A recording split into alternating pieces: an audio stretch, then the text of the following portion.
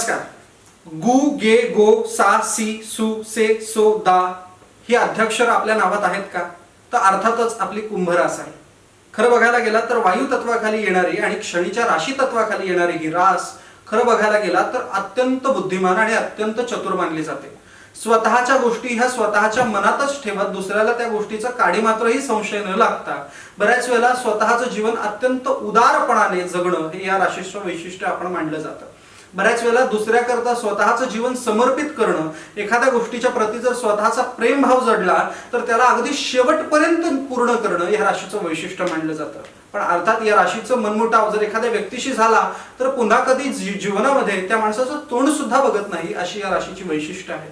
अर्थात यांच्या जीवनामध्ये बऱ्याचशा संघर्षाचा कालावधी हा त्यांच्या तरुणपणातच असतो आणि अर्थात तो संघर्ष त्यांना भोगू लागू नये किंवा मग तो लागला तरी पण त्याच्यातनं त्यांना त्रास कमी व्हावं याच्याकरता त्यांनी क्षणी उपासना करणं हे त्यांना लाभप्रद ठरतं. एखाद्या शनिवारी कोणत्याही गरीबाला खायला देणं, शनी मंदिरामध्ये दर्शन करणं हे त्यांच्या लाभाचं कारण ठरू शकतं. पुढची रास बघूयात पुढच्या एपिसोडमध्ये. धन्यवाद.